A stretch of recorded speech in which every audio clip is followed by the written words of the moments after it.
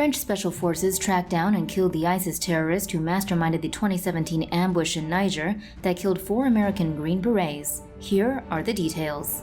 The Washington Post reports that the French government claimed on Thursday, September 16th, that it killed the top Islamist terrorist who orchestrated the 2017 ambush that killed 4 American soldiers in Niger. Adnan Abu Walid al-Sahrawi was the leader of an affiliate of ISIS called the Islamic State in Greater Sahara. He is also believed to have ordered the murder of 6 French aid workers in 2020. The French military says it managed to kill al-Sahrawi in August in a drone strike, but had to wait to make sure it was really him.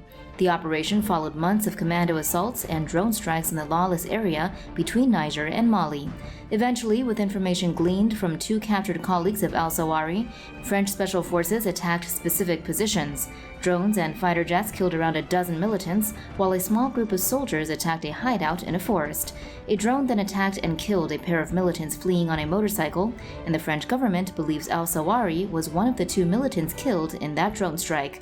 Al-Sahrawi was the mastermind behind the 2017 ambush on a joint Niger and U.S. recon mission that left 4 U.S. Green Berets dead and 2 wounded, with at least 4 Niger soldiers also killed. Afterwards, the militants published footage from the helmet camera of one of the killed Green Berets, showing the last minutes of that soldier. Reuters reports that more than 340 boys who were abducted from a Nigerian high school were released on Thursday. Just a day before, the governor of the Nigerian state of Katsina said the nation's military had found and surrounded the group. This was just the latest in a spate of such mass abductions of children in Nigeria. It started when a large number of gunmen riding motorbikes stormed the compound of a high school in Kankara.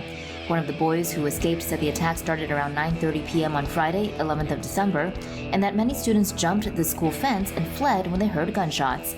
However, they were tracked by the gunmen who had flashlights and who tricked them into believing that they were security personnel and asked them to return. The boys were then rounded up and forced to walk into the forest. The boy who escaped said he heard the gunmen say they had counted 520 hostages. The government has blamed the attack on Nigerian bandits who often kidnap children for ransom. It gave no details about whether ransom was paid or how the release was secured. Ancient enemies of the Taliban and elite Afghan commandos who were trained by the SAS and U.S. Special Forces are regrouping in a part of Afghanistan that had always hated the Taliban. They are preparing for a fight to the death, and if Western countries don't help them, they will probably be wiped out. Here are the details. The New York Times reports that leaders in Afghanistan's Panjshir Valley are defying the Taliban, and Afghan forces who are still determined to continue fighting are regrouping around them. Among these are U.S. Special Forces and British Special Air Service-trained Afghan commandos who vow to fight until their last drop of blood to take their country back from the Taliban. These anti-Taliban forces are preparing for the coming fight in the Panjshir Valley, an area just 80 miles north of Kabul. Any soldiers or militias who want to take up arms against the Taliban are being urged to flock to the valley, where Afghanistan's Vice President Amrullah Saleh has declared himself the country's rightful leader. In a Twitter message to Afghans, Saleh said, "Join the resistance. I will never, ever, and under no circumstances bow to Talib terrorists." He has vowed to resist after President Ashraf Ghani fled the country. It is feared the commandos face deadly reprisals if caught by the Taliban's death squads, with 22 of their number having been brutally executed in June after they ran out of ammunition while fighting the insurgents in Dawlat Abad. The son of Ahmad Shah Massoud, one of the main leaders of Afghanistan's anti-Soviet resistance in the 1980s, has also pledged to hold out against the Taliban from his stronghold in the Panjshir Valley. In a Washington Post editorial, Ahmad Massoud, the 32-year-old son of the famous Mujahideen commander, said members of the Afghan military, including some of the elite Special Forces units, had rallied to his cause under the banner of the Northern Alliance, and he appealed to the West for help. In a few days, it would have been 20 years since the 9/11 attacks killed thousands of people and brought down 2 of the world's tallest office towers. Here's the official theory on how and why the towers collapsed. The structural integrity of the World Trade Center depended on 2 connected systems of vertical pillars.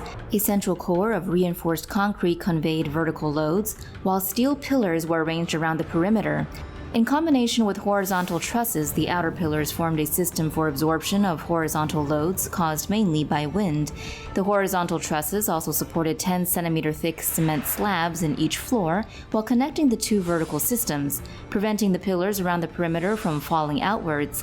In September of 2005, America's National Institute of Standards and Technology released its report on why the buildings collapsed. It stated that when the planes struck the towers, the rupturing of their fuel tanks started a fire that buckled and weakened the building's structural steel. With time, the buckling caused the outer walls to deform, which caused the sudden collapse of the floors above the impact zones. The report states that floors below provided little resistance to the tremendous energy of the falling building, allowing the structures to disintegrate very quickly. A senior materials scientist at independent Norwegian research organization SINTEF later said that it's much more likely that the final blow was struck by molten aluminum from the fragments of the two planes. Christian Simonsen said such molten aluminum would have seeped into the building's structure, where it would have made contact with pools of water from the building's sprinkler system. Such contact would have caused the aluminum to explode with enough force to greatly weaken the building structure. He said this theory would also explain the many explosions that witnesses heard during the horrifying event. For more news animations and explainers, hit the subscribe and bell button to join the TomoNews family. Thanks for watching.